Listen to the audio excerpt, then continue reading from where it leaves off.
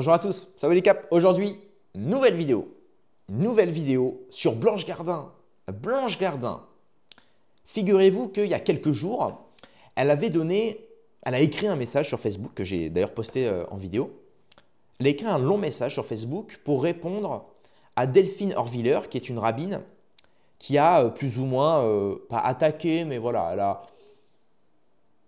elle a riposté face à Blanche Gardin et notamment ses idées, qui plus est son sketch dans lequel elle soutient la Palestine, ou en tout cas elle s'émeut de voir que les Israéliens abusent de leur politique extrémiste face à un peuple complètement opprimé et qui n'a pas du tout les mêmes armes que ce dernier.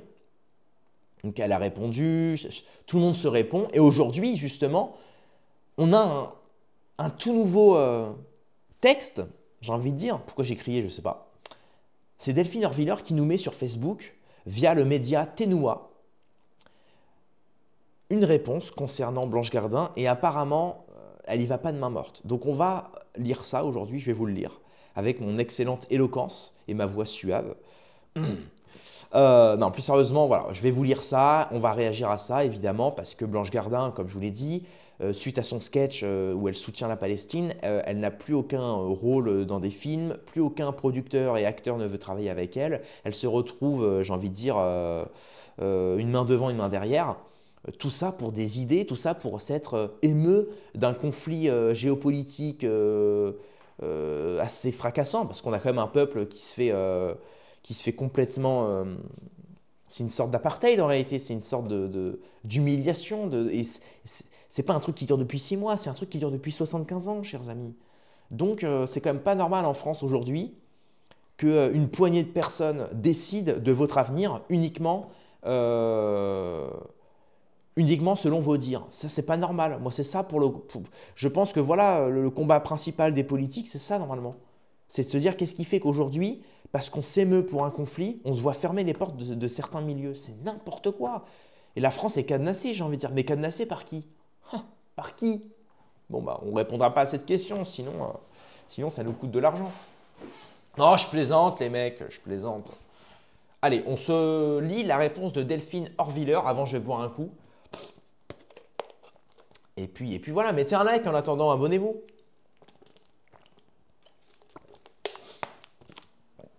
Alors,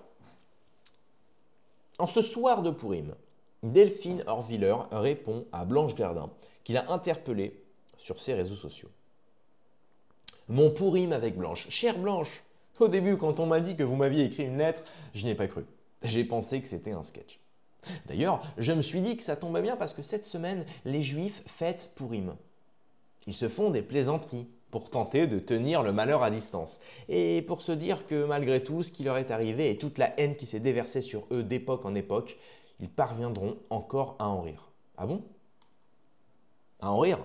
Donc quand Dieudo il fait des sketchs sur justement la diaspora des Juifs, j'ai pas l'impression que les gens aient rigolé. Enfin, en tout cas, les Juifs du quotidien, eux, rigolent, ça c'est sûr. Par contre, il y a une poignée de types, qui d'ailleurs certains ne sont même pas juifs, ont décidé que Dieudonné ne pouvait plus exercer... Enfin bon, je vais éviter de couper, mais c'est quand même pour vous montrer l'absurdité du propos. Mais encore une fois, je laisse mon cœur ouvert, je suis en totale compassion.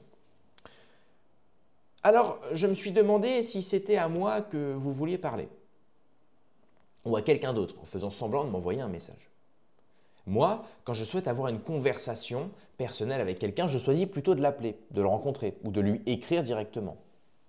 Dans cette lettre publique, donc, vous me demandez de retirer de mon fil une publication qui serait diffamatoire. Alors, ce qu'elle avait mis, je recontextualise, ce qu'elle avait mis, c'était un article d'un média dans lequel une journaliste compare justement Blanche Gardin à Dieudonné.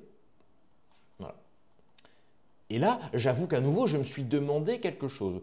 Pourquoi vous adressiez-vous à moi, qui simplement relayait une vidéo, à mon sens pertinente, et non à son auteur? Pourquoi qualifiez-vous de diffamatoire cette analyse très factuelle d'Elisheva Goldfarstein postée sur le site Academ? Et aussi, pourquoi n'avoir pas précisé à quelle vidéo vous faisiez référence? Des gens qui vous lisent sur Facebook cherchent depuis partout en vain un texte que j'aurais personnellement écrit vous concernant. Oups. Vous le voyez, je me pose des questions. Les rabbins font souvent cela. Mais pour être honnête, je n'ai pas toujours besoin d'avoir des réponses. Par exemple, lorsque vous m'affirmez que vous n'êtes pas antisémite du tout, parce que, dites-vous, vous êtes de gauche et avez des cousins juifs, sikhs, je suis tout à fait disposé à vous croire. Mais admettez là que ce n'est absolument pas le problème. La question d'aujourd'hui n'est pas de savoir qui est antisémite, qui ne l'est pas du tout, ou rien. Mais qui, dans son discours, ses actes, ses alliances ou ses silences, promeut ou nourrit cette haine. Bon, alors là, c'est intéressant ce qu'elle dit. C'est vrai que c'est intéressant.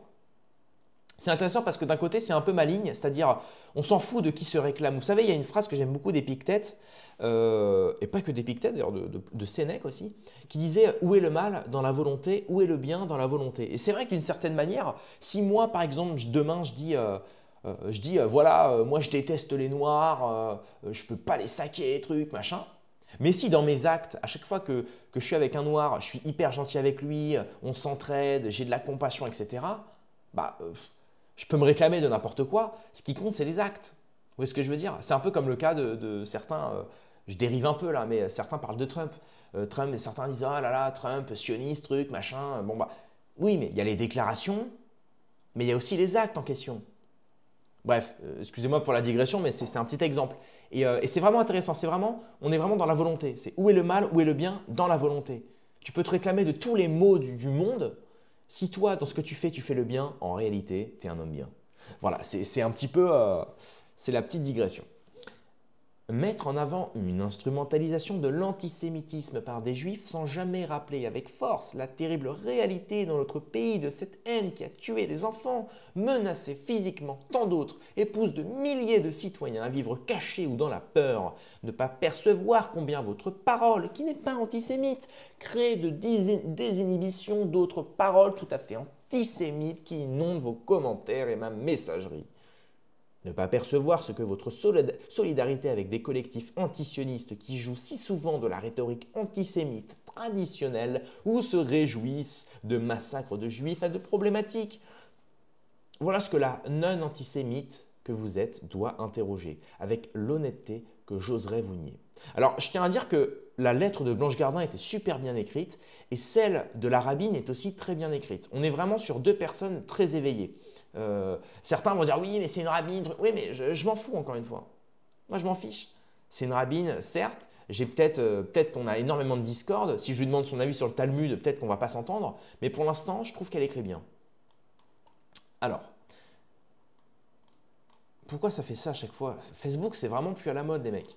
Alors, vous vous appelez à la reconnaissance de la souffrance humaine où qu'elle se trouve. J'y souscris pleinement. Et vous conviendrez qu'au Proche-Orient, elle se trouve en temps et tant de lieux dans tant de vies, chez tant de familles innocentes qui pleurent leurs enfants assassinés, ensevelis, kidnappés, endeuillés, côté palestinien et côté israélien.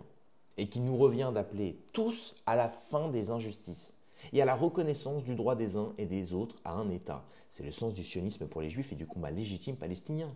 Toute critique d'un gouvernement ou d'une politique est légitime sur la base de la reconnaissance évidente du droit de l'autre à exister. Bon, pour l'instant, elle a quand même une position assez intéressante, cette femme-là. Je suis désolé de dire ça. Certains vont peut-être m'en vouloir, mais je suis désolé. Pour le moment, c'est déjà plus sympathique que Meir Habib, qui ment, qui est dans le...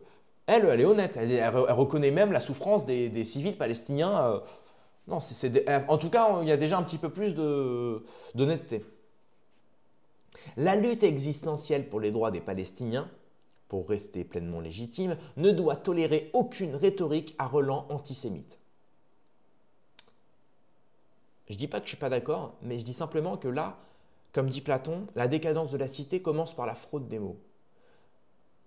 Les antisémites, il faut déjà savoir ce qu'est un sémite.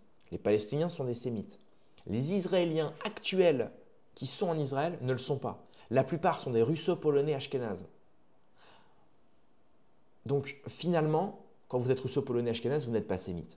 Donc finalement, l'antisémitisme, c'est être antisémite. Et quand on est antisémite, c'est qu'on fait du mal à des sémites. C'est qu'on est contre la pleine vie d'un sémite. Mais les Palestiniens sont sémites. Donc finalement, si on est du côté des Palestiniens, on ne peut pas être antisémite. Vous voyez ce que je veux dire?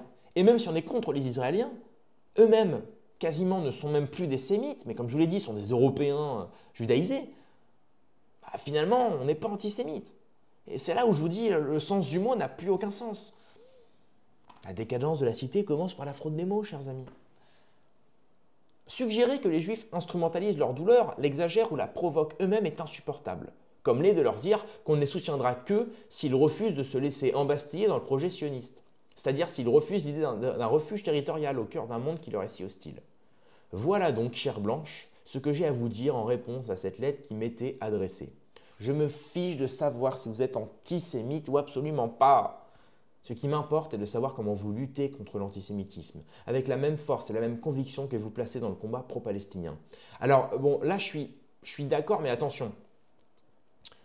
Là, vous voyez, elle dit « ce qui m'importe est de savoir comment vous luttez contre l'antisémitisme ». Mais justement, c'est bien ça le problème. C'est qu'aujourd'hui, en France, avec tout le respect, hein, les Juifs représentent moins d'1% de la population française.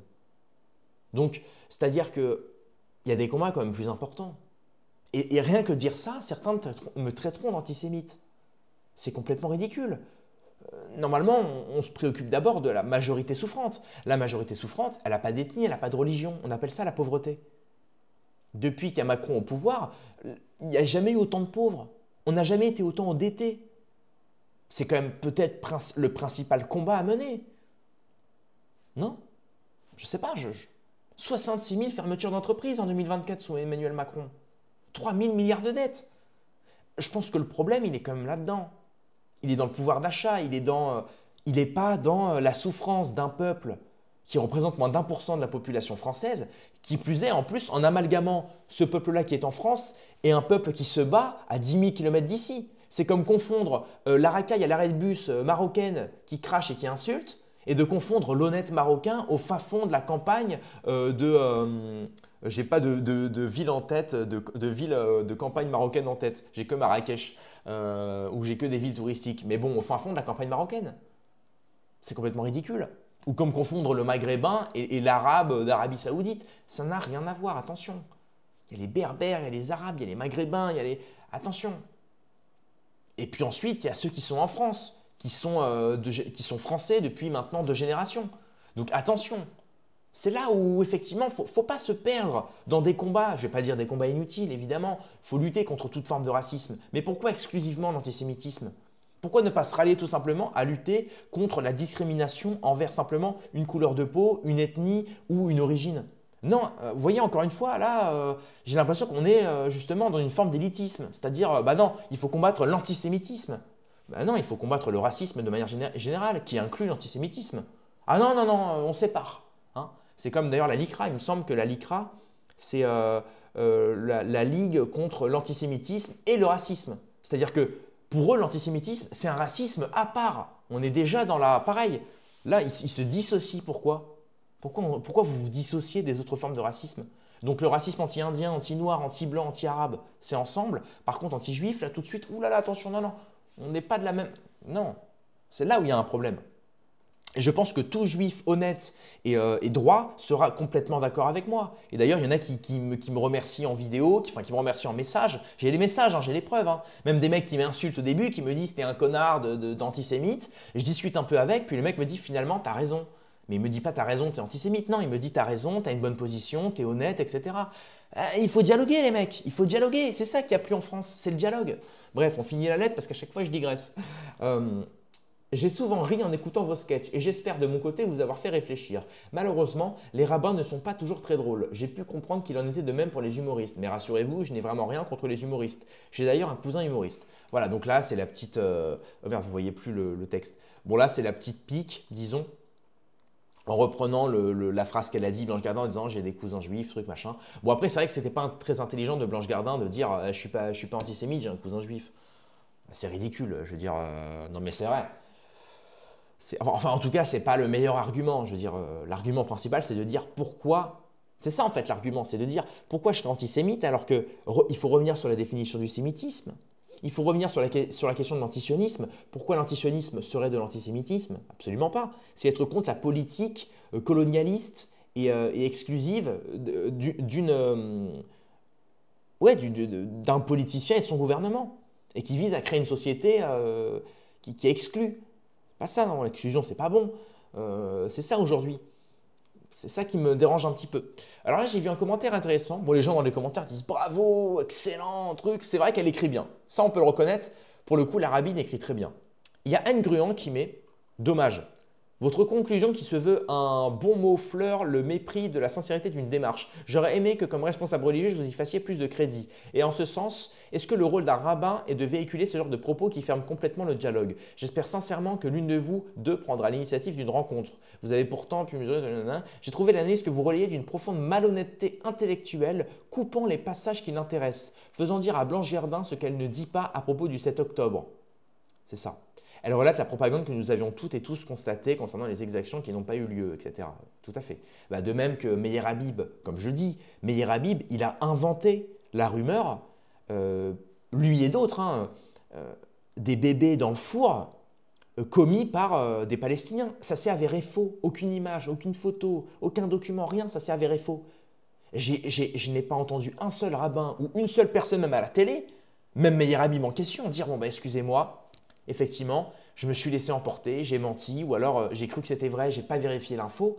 Ils ne sont jamais revenus là-dessus. Et ils continuent, certains continuent de dire « Regardez, ils ont brûlé des… » C'est faux, c'est faux, c'est faux. Quand c'est faux, on revient sur ces faits. C'est là justement là.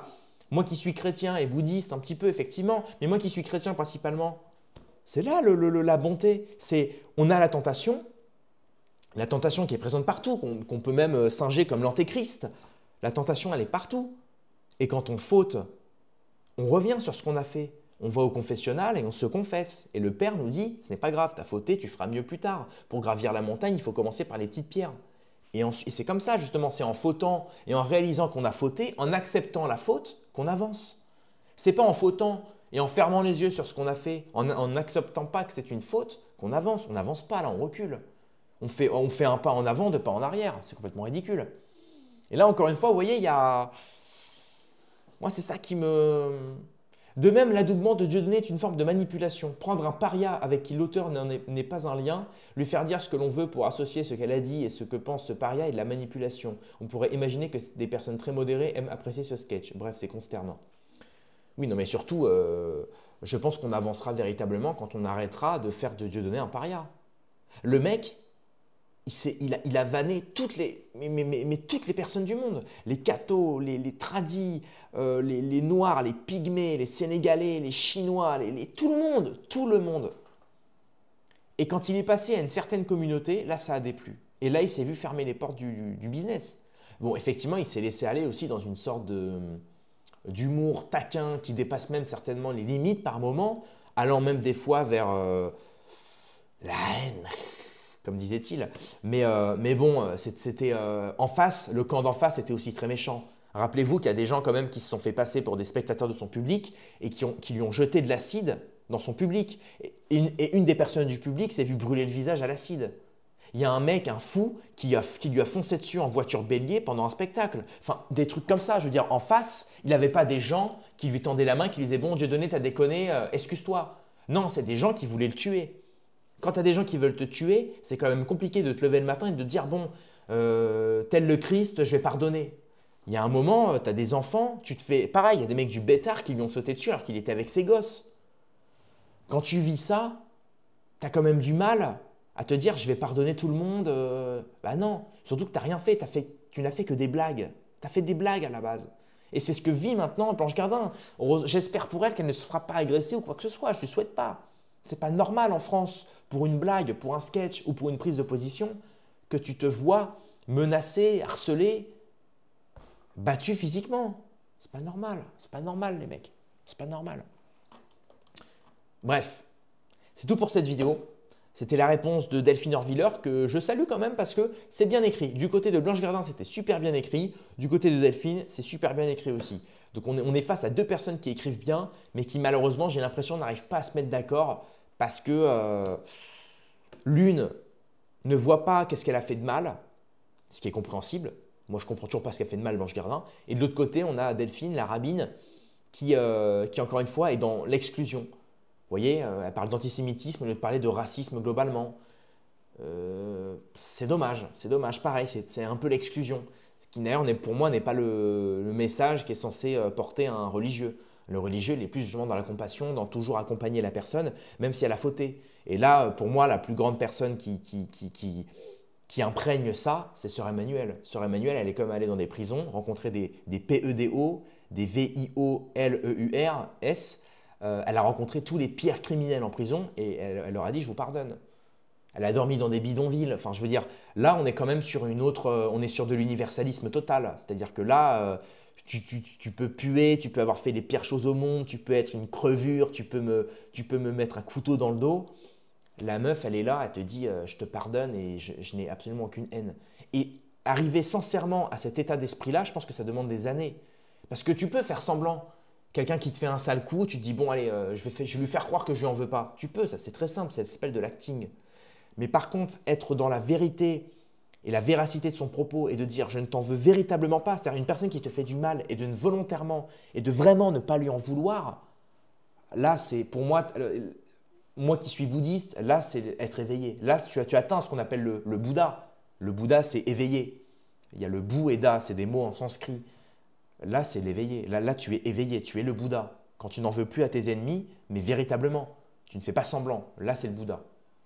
Et pour moi, on a encore beaucoup à faire. Hein.